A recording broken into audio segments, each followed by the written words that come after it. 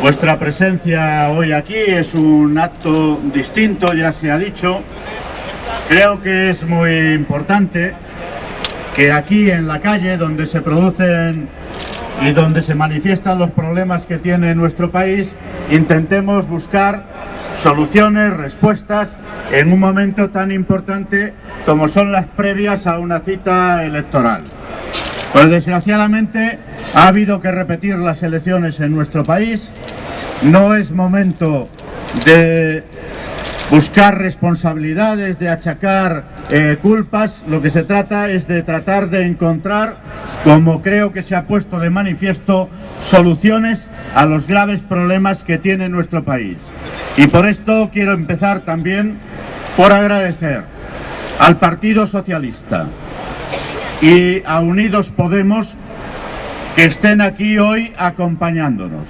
Hemos invitado a todos los partidos, no hemos querido hacer excepciones de ningún tipo. Cada uno con su responsabilidad ha decidido si le merecía la pena o no estar hoy aquí.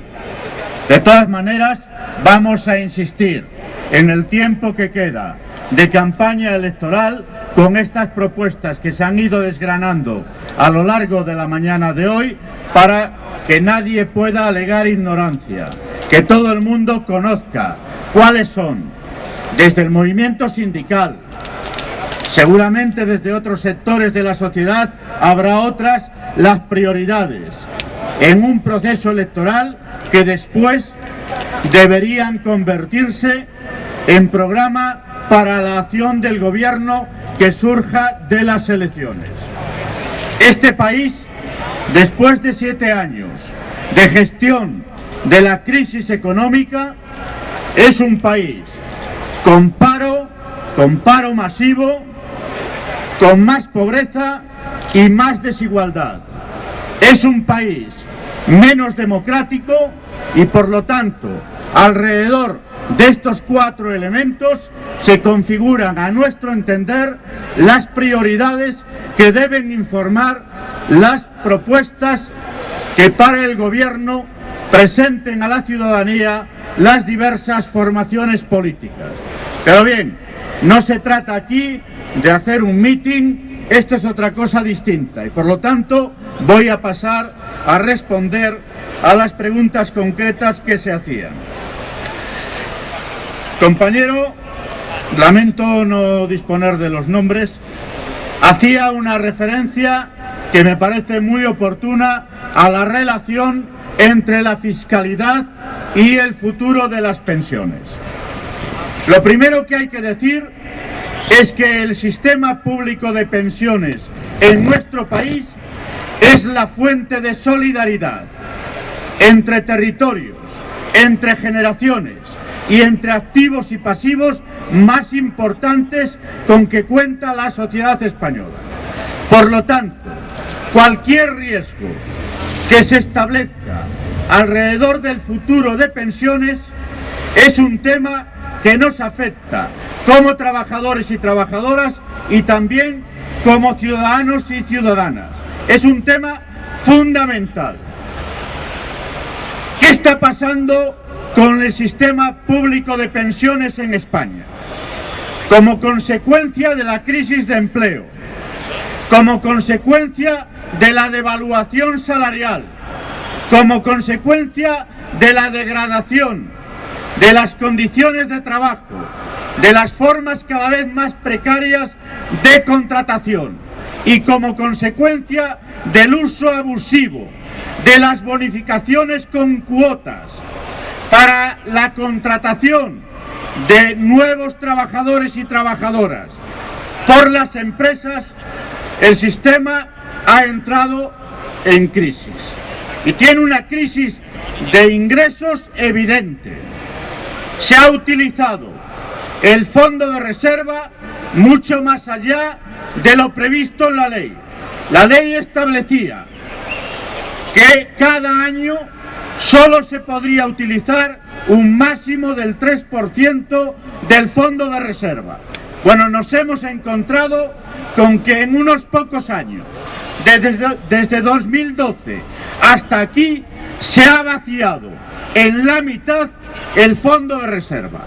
Al ritmo de consumo que va, en el año 2018 este se agota, cuando la previsión, cuando se estableció, es que se empezase a utilizar bien entrados los años 20 de este siglo. Tenemos, por lo tanto, un serio problema y España necesita un debate a fondo sobre la viabilidad futura del sistema.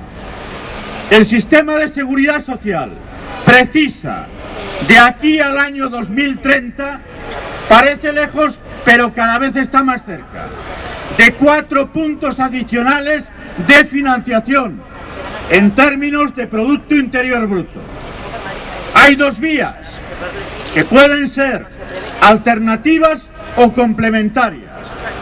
Reducir el gasto, que es a lo que ha apelado el Partido Popular, es decir, el gobierno todavía en funciones, con las reformas introducidas a partir del año 2012, o mejorar los ingresos, o las dos. Nosotros optamos por mejorar los ingresos y es evidente que ya si no se apuntala con impuestos no habrá posibilidades de garantizar al menos la misma calidad que hoy tienen, que es escasa en muchos casos, las pensiones a futuro. Por lo tanto, hay que actuar en varios planos: el de las cotizaciones sociales, pero también el de los impuestos, la separación completa de fuentes de financiación, aclarar la situación de los regímenes especiales en relación con el régimen general, etcétera, etcétera. De esto hay una propuesta sindical completa de hace ya un tiempo que ponemos a disposición de las formaciones políticas para que, recuperando el Pacto de Toledo, se pueda hacer un gran pacto de pensiones a futuro en nuestro... Hay que tener es voluntad. Voluntad de pactar en materia educativa. En este país, ¿qué ha pasado? Cada vez que hay un cambio de gobierno, el ministro o la ministra de turno llega con su ley educativa debajo del brazo. Y así nos va como país. Es necesario que el conjunto de los actores, por supuesto los partidos, en sede parlamentaria, pero con la comunidad educativa, con los padres, con las madres, con los estudiantes, con los profesores, en conjunto se aborde desde una reflexión a fondo la situación actual, que no es buena, del sistema educativo, los desafíos que tiene nuestro país, antes de dar el paso de elaborar en un despacho una ley y luego imponerla desde las mayorías parlamentarias. Es un diálogo del conjunto del país el que se hace imprescindible para dar el salto de calidad que en materia educativa necesita nuestro país.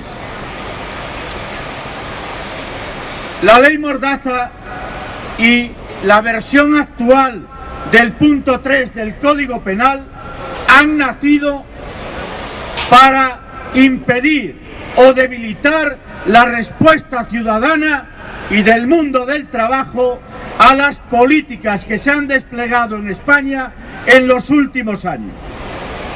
Son un atentado claro a derechos básicos, fundamentales, consagrados en la Constitución española, también en la Carta de Derechos Fundamentales de Naciones Unidas, las directivas de la CES, de la Unión Europea, no son compatibles con un Estado democrático.